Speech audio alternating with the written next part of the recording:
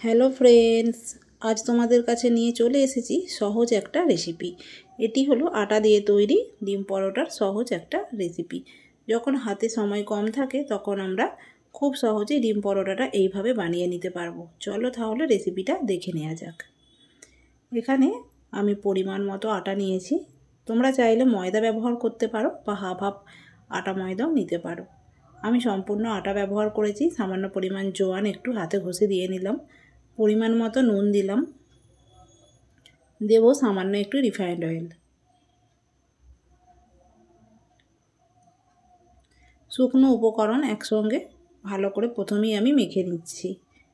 এরপর আমি অল্প অল্প জল দিয়ে একটা ডো করে নেব। এটা রুম টেম্পারেচারের জল আমি ব্যবহার করেছি। এখানে হালকা গরম জল দিলেও অসুবিধা নেই। আটাটা আমি মেখে নিলাম। ওপর থেকে একটু রিফাইন্ড অয়েল দিয়ে পুরো আটা মাখাটার ওপরে আমি এইভাবে লাগিয়ে রেখে দেব 15 থেকে 20 মিনিটের জন্য।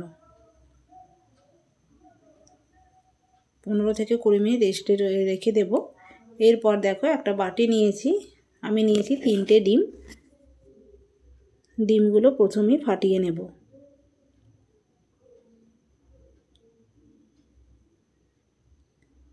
ডিমগুলো আমি ফাটিয়ে নেব আর ডিমের মধ্যে দেব আমি পেঁয়াজ, অল্প একটু কাঁচা লঙ্কা এবং ধনেপাতা। ডিমটা ফাটিয়ে নেওয়ার পর আমি দিয়ে নিলাম পরিমাণ মতো নুন আর কেটে রেখেছিলাম পেঁয়াজ, কাঁচা লঙ্কা, অল্প একটু ধনেপাতা, সেটাও দিয়ে নিলাম। সমস্ত কিছু একসঙ্গে এখন মিশিয়ে নেব। আমি স্বাদটাকে আরও বাড়িয়ে দেওয়ার জন্য চিলি ফ্লেক্স ইউজ করলাম। তোমরা যদি বেশি মাত্রায় কাঁচা লঙ্কা ব্যবহার করো তাহলে চিলি ফ্লেক্স কিন্তু বুঝে দেবে বা নাও দিতে পারো। সব কিছু উপকরণ একসঙ্গে মিশিয়ে রেখে দিলাম। আটাটা মেখে রেখেছিলাম 15 থেকে 20 মিনিট রেস্টে। এখন আমি আটাটাকে আরও একটু হাতে করে সামান্য একটু মেখে নিলাম। নিয়ে একটু বড় বড় করে লেচিটা কেটে নিলাম।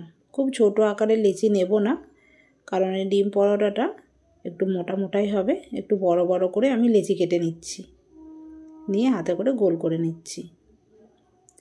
আমি এটা তেল দিয়ে বেলে নেব। কোনো রকমভাবে আটা দিয়ে এটা বেলা যাবে না। তেল দিয়ে একটা গোল পাতলা রুটির মতো বেলে নেব।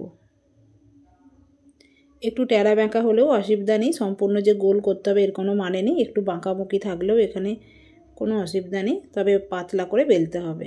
পাতলা করে একটা রুটির মতো বেলে নিলাম। ওপর থেকে একটু আটা ছড়িয়ে দিলাম, দিয়ে এরকম ছুরি দিয়ে দেখতে পাচ্ছ তোমরা এরকমভাবে কেটে এভাবে একটু গোল গোল করে পাকিয়ে নিলাম। গোল করে এইভাবে পাকিয়ে নিলাম। এরপর হাতে করে চাপ দিয়ে আবার একটা এরকম গোল বানিয়ে নিলাম। এতে করে ভাঁজটা খুব ভালো হবে, পরোটাটা খাস্তা হয়, খেতেও ভালো হয়। নর্মাল গোলভাবে বেলে রাখার থেকে এইভাবে একটু পাক দিয়ে বেললে পরোটাটা অনেক ভালো হয়। এরপর মোটা করে পরোটাটা বেলে নেব, মানে খুব পাতলাও হবে না খুব মোটাও হবে না, মিডিয়াম মোটা থাকবে। পরোটাটা আমি বেলে নিলাম। শুকনো তাওয়ার ওপরে আমি পরোটাটা প্রথমেই সেঁকে নেব। লো আঁচে সেঁকতে হবে, একদম আঁচটা বাড়ানো যাবে না, তাহলে ভেতর থেকে কাঁচা থাকবে, ওপরটা কিন্তু শুকনো হয়ে যাবে, পুড়ে যাবে ওপরটা।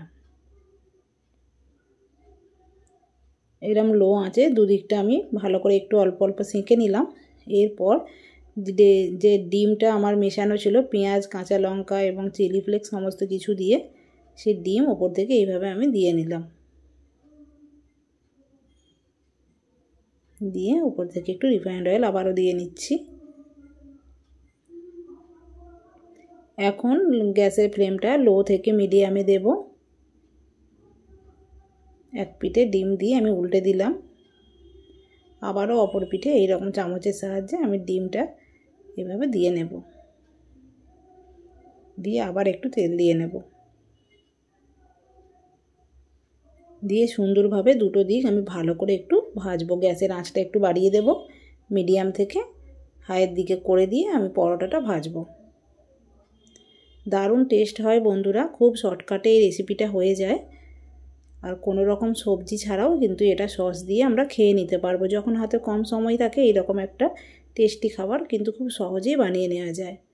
বন্ধুরা, আজকের এই সহজভাবে আটা দিয়ে তৈরি ডিম পরোটা তোমাদের কাছে কেমন লাগলো সেটা তোমরা কমেন্টের মাধ্যমে জানিও। বন্ধুরা, আজ আসি, টাটা।